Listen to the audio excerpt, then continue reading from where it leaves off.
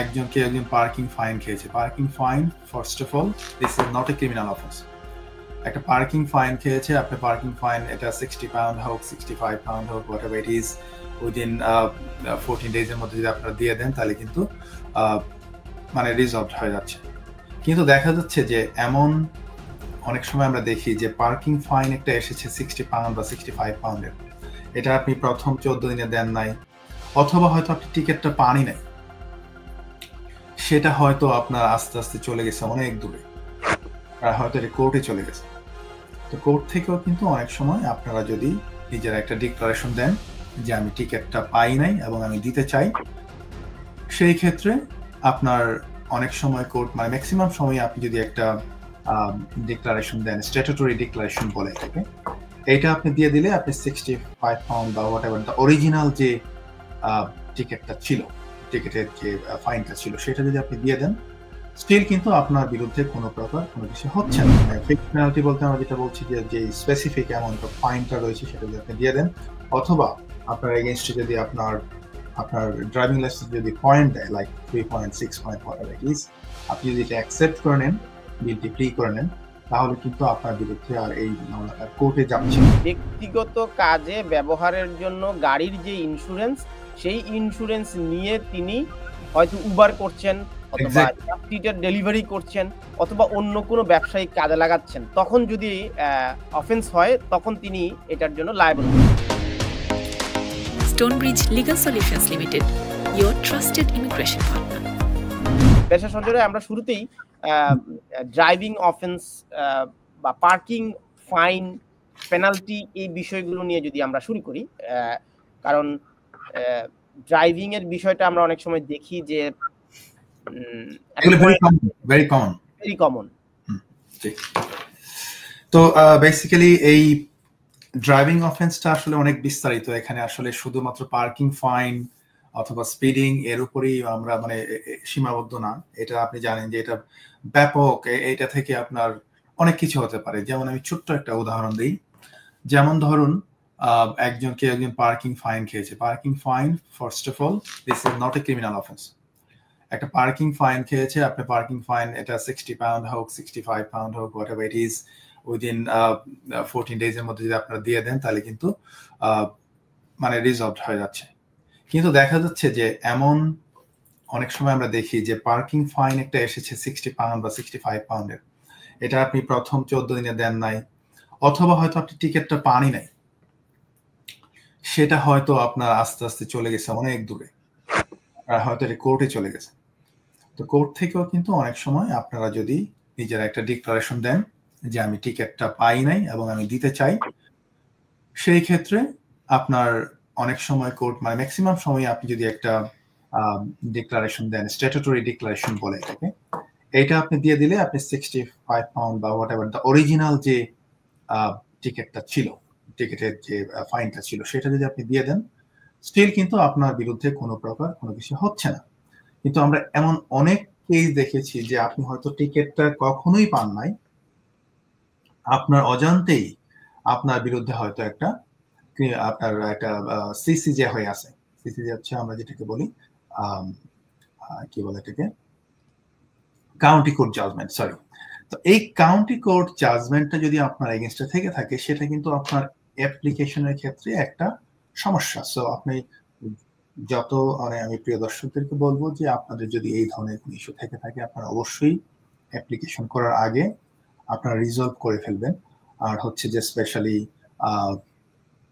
অনেক একটা রেজিস্টার রয়েছে যেখানে গিয়ে আপনি চেক করতে পারবেন আপনার বিরুদ্ধে কোনো প্রকার সিসিজে রয়েছে কিনা। তো এখন আসি আপনার ধরেন parking fine, first of all আমি যেটা বলছি, this is not a criminal offence. Normally আপনি পে করে দিবেন, আপনার কোনো সমস্যা নাই। বাট সিসিজে থাকলে বা কোনো কিছু থাকলে, যেটা কোর্ট থেকে যদি আপনার কোনো একটা জাজমেন্ট হয়ে যায়, সেটা কিন্তু আপনাকে অ্যাপ্লিকেশনের মধ্যে উল্লেখ করতে হবে যে আমার এই বিষয়টা ছিল, I have resolved it, অথবা আমি পে করে দিয়েছি, এখন ইটস সর্টেড নাও। তারপর আসি আমরা পার্কিং এর পর হতে পারে যে আপনি ড্রাইভিং অফেন্সের মধ্যে হতে পারে আপনি স্পিডিং করেছেন, আপনি হয়তো রেড লাইট মিস করে চলে গেছেন, অথবা আপনি হয়তো 50-এর রাস্তায় 60-এ চালাচ্ছেন, বা 57 চালাচ্ছেন। তো এই স্পিডিং এর কারণে যেটা হয় সাধারণত আপনার পুলিশ আপনাকে একটা ফিক্সড পেনাল্টি দিবে বা একটা ফাইন দিবে। তো আপনি যদি এই ফিক্সড পেনাল্টি পে করে দেন অথবা যে ফাইনটা রয়েছে লাইক মানে ফিক্সড পেনাল্টি বলতে আমরা যেটা বলছি যে স্পেসিফিক অ্যামাউন্ট অফ ফাইনটা রয়েছে সেটা যদি আপনি দিয়ে দেন অথবা আপনার এগেইনস্টে যদি আপনার ড্রাইভিং লাইসেন্স যদি পয়েন্ট দেয় like 3 point 6 point whatever it is, আপনি যদি এটা অ্যাকসেপ্ট করে নেন, গিলটি প্লি করে নেন, তাহলে কিন্তু আপনার বিরুদ্ধে আর এই মামলাটা কোর্টে যাচ্ছে না এবং এইটার ক্ষেত্রে কিন্তু আপনার ক্রিমিনাল যে কনভিকশন অ্যাকচুয়াল বা ক্রিমিনাল রেকর্ডে এই বিষয়গুলো অনেকগুলো থাকে না। তো সেই ক্ষেত্রে আপনার আবেদনের ক্ষেত্রে আপনি অ্যাপ্লিকেশনের ক্ষেত্রে অবশ্যই উল্লেখ করবেন, কিন্তু এটা আপনার অ্যাপ্লিকেশনের ক্ষেত্রে অ্যাডভার্স কোনো সমস্যা হবে না আশা করছি। আরেকটা হচ্ছে যদি এমন হয় বিষয়টা যে আপনি চ্যালেঞ্জ করতে গেলেন এবং এটা কোর্টে চলে গেল, কোর্টে যাওয়ার পর কোর্টে আপনি চ্যালেঞ্জ করলেন, চ্যালেঞ্জ করার পর আপনি নিজে হেরে গেলেন, তখন কিন্তু আপনার বিরুদ্ধে একটা ক্রিমিনাল কনভিকশন একটা রেকর্ড থেকে যায়। সো রেকর্ডটা থেকে গেলে যে বিষয়টা হচ্ছে আপনাকে অবশ্যই এগুলো মেনশন করতে হবে এবং মেনশন করার পর আপনার এটা কিন্তু তারা অনেক সময় কনসিডারেশন নিয়ে থাকে, বাট মোস্ট লাইকলি যে আপনার বিরুদ্ধে হয়তো আপনার রিফিউজালের ক্ষেত্রে খুব একটা সমস্যা হওয়ার কথা না। সো অবভিয়াসলি এটা মানে পার্সন টু পার্সন ভেরি করে, এটা আপনার ক্রিমিনালিটি এই অফেন্সগুলো আপনি পারসিস্টেন্টলি করছেন কিনা, বারবার করছেন কিনা, এই বিষয়গুলো আপনার বিবেচনায় আনা হয় অনেক সময়। তাহলে মোটা দাগে আপনি যদি 2 লাইনে বলেন পার্কিং ফাইন, পার্কিং জরিমানা বা পয়েন্ট যদি পেয়ে থাকে এটা আইএলআর পেতে বাধা হবে কিনা বা এটার সমাধান কি? এটা প্রথমত মানে মোটা দাগে যদি আমি বলি এইগুলো সাধারণত আপনার কোনো সমস্যা না, আনলেস এইটা থেকে আপনার সিরিয়াস কিছু হয়ে গেছে। এখন যদি ব্যাপারটা এমন হয় যে আপনি স্পিডিং করেছেন, স্পিডিং এর কারণে আপনি ফিক্সড পেনাল্টি পেয়েছেন, পে করে দিয়েছেন, নট এ প্রবলেম, আপনার অ্যাপ্লিকেশনের ক্ষেত্রে খুব একটা সমস্যা হচ্ছে না। কিন্তু ব্যাপারটা যদি এমন হয় যে আপনি ড্রিঙ্ক ড্রাইভিং করেছেন, আপনি ড্রিঙ্ক ড্রাইভিং করে হয়তো একটা আরো সিরিয়াস অফেন্স করেছেন, হয়তো আপনি ড্রিঙ্ক ড্রাইভিং এর কারণে আপনার একটা লোক রাস্তায় হয়তো আপনি মেরে ফেললেন, মৃত্যু হয়ে গেল একটা লোকের, তো এই বিষয়গুলি কিন্তু তখন সিরিয়াস অফেন্সে চলে যাচ্ছে। বা ড্রাইভিং করে হয়তো আপনি ড্রাগ ডিলিং করছেন বা বিভিন্ন এটার সাথে রিলেটেড থাকতে পারে আরো ডিফারেন্ট ধরনের অফেন্সেস, এই অফেন্সেস গুলো যদি আপনি করেন সেগুলি কিন্তু আপনার ড্রাইভিং নর্মাল অফেন্সের মধ্যে আর থাকছে না।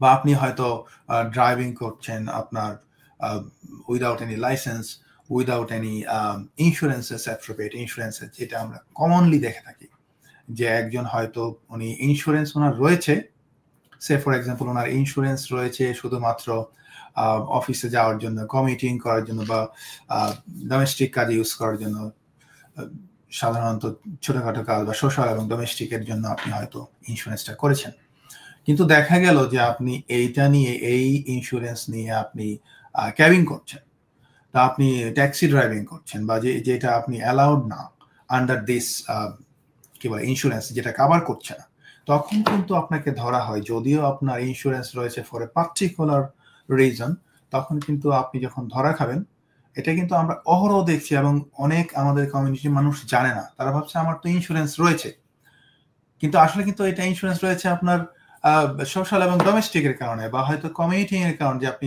অফিসে যাবেন বা আপনার দোকানে যাবেন আসবেন, কিন্তু দেখা গেল যে ব্যক্তিগত কাজে ব্যবহারের জন্য গাড়ির যে ইন্স্যুরেন্স, সেই ইন্স্যুরেন্স নিয়ে তিনি হয়তো উবার করছেন অথবা ট্রান্সপোর্টের ডেলিভারি করছেন অথবা অন্য কোনো ব্যবসায়িক কাজে লাগাচ্ছেন, তখন যদি অফেন্স হয় তখন তিনি এটার জন্য লায়াবল হবেন।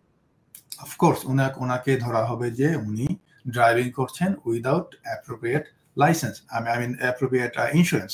সো এই কারণে এটা কিন্তু আমি অহরহ দেখছি, আমাদের কমিউনিটির মানুষকে আমি অ্যালার্ট করার জন্যই বলছি, ওয়ার্ন করার জন্যই বলছি যে আপনারা এই কাজগুলো করার আগে আপনারা অবশ্যই আপনারা দেখবেন যে আপনার ইন্স্যুরেন্সটা কি কভার করছে। এর বাইরে আপনি ডেলিভারি করতে যান যাই করবেন, আপনাকে ধরা মাত্র, আপনাকে কিন্তু পুলিশ ধরা মাত্র আপনার সবকিছু আছে, আপনি হয়তো লিগাল, আপনার ড্রাইভিং লাইসেন্স রয়েছে, আপনার ইন্স্যুরেন্স রয়েছে, কিন্তু যেই কাজ করতে যাচ্ছেন সেই কাজের জন্য ইন্স্যুরেন্সটা নাই। So you will be treated as you are driving without insurance. So এইটা কিন্তু একটা মানে ক্রিমিনাল। আমরা এমনও কেস স্টাডি কিছুদিন আগে আমরা সংবাদে এটি এসেছে যে গাড়ির লাইসেন্স ক্লোন করে ফলস পার্কিং টিকেট এবং পার্কিং ফাইন এবং পয়েন্টস এগুলো দিয়ে দেওয়া হচ্ছে, এবং ব্রিটেনে একটি সংঘবদ্ধ চক্র রয়েছে যারা এগুলো করে।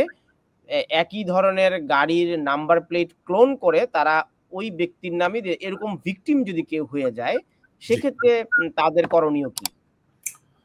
না, এরকম ভিকটিম হলে তো আপনাকে ইমিডিয়েটলি আপনি এখানে মেট্রোপলিটন পুলিশের কাছে আপনি রিপোর্ট করবেন যে look this is what happening, এবং আপনি ডিবিএলএ কে দেখেন, আপনি যদি কন্টিনিউয়াসলি পার্কিং টিকেট খাচ্ছেন, আপনি যদি কন্টিনিউয়াসলি স্পিডিং করে যাচ্ছেন, আপনার বিরুদ্ধে পয়েন্ট আসতেছে, তো আপনি তো মানে আপনার ড্রাইভিং লাইসেন্স তো থাকবে না। সো আপনাকে কি করতে হবে, আপনাকে ইমিডিয়েটলি আপনি পুলিশে এটা রেকর্ড করবেন, পুলিশকে জানাবেন, ইনফর্ম করবেন যে দেখো দিস ইজ হোয়াট হ্যাপেনিং, এবং যা যা হচ্ছে আপনি at the same time DBLA কে ইনফর্ম করে রাখবেন, আদারওয়াইজ আপনার কিন্তু লাইসেন্স থাকবে না। সো এটা ভেরি ইম্পর্টেন্ট। আমি নিজেও দেখেছি কয়েকদিন আগে একটা এরকম ঘটনা অহরহ ঘটছে, আগেও ঘটতো, রেগুলারই ঘটে। ইউকের মতো এইরকম ফার্স্ট ক্লাস দেশগুলোতে যদি এই ধরনের হয়, এটা তো আসলে খুবই দুঃখজনক। এটা এবং অনেকের এমন কেস স্টাডিও আমরা দেখেছি যে তিনি পার্কিং অফেন্স করেছেন এবং তিনি জানেন যে তিনি এই ভুলটা করেছেন, তিনি এমন একটি চক্রের কাছে গিয়ে এই পার্কিং ফাইনটির একটা এক্সিট রুট খুঁজছেন যেটা আসলে বৈধ না। তিনি ফাইন না দিয়ে তিনি হয়তো ওই চক্রের অংশ হয়ে যেখানে 75 পাউন্ড ফাইন দেওয়ার কথা সেখানে হয়তো তিনি একটা 20 পাউন্ডের ফাইন দিয়ে তিনি সেটাকে নিয়ে নিচ্ছেন ব্যক্তিগতভাবে। এমন অনেক চক্র আছে, পরবর্তীতে দেখা গেল যে তিনি কনভিক্টেড হয়ে গেলেন বা তার পয়েন্ট বা লাইসেন্স নিয়ে নেওয়া হলো। তো এইগুলো ইমিগ্রেশনের ক্ষেত্রে কতটুকু প্রভাব বিস্তার করে?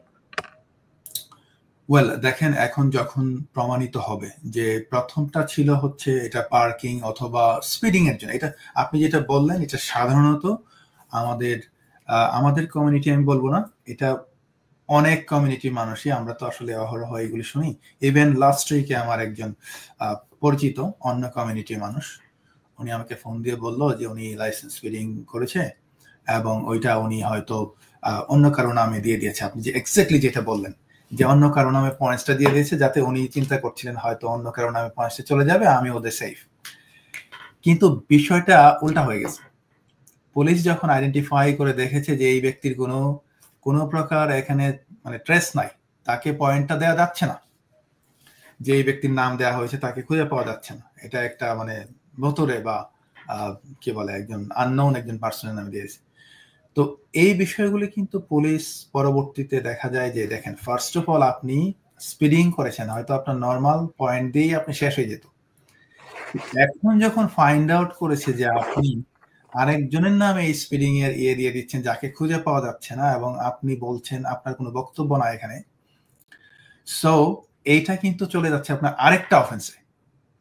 এটা কিন্তু একটা ফ্রডে চলে যাচ্ছে, যে আপনি ভুল তথ্য দিয়েছেন, আপনি ফ্রড করার চেষ্টা করছেন। তো এইগুলি কিন্তু আপনার এক অফেন্স ঢাকতে গিয়ে আপনি আরেক অফেন্স করে ফেলছেন। তো প্রিয় দর্শকদেরকে বলবো, এই ধরনের যদি থাকে, আপনারা অবশ্যই রেলিভেন্ট ক্রিমিনাল যারা আপনার লয়ার রয়েছে তাদের সাথে আপনারা কথা বলবেন বিস্তারিত কিভাবে এটা থেকে আপনারা মুক্তি পেতে পারেন।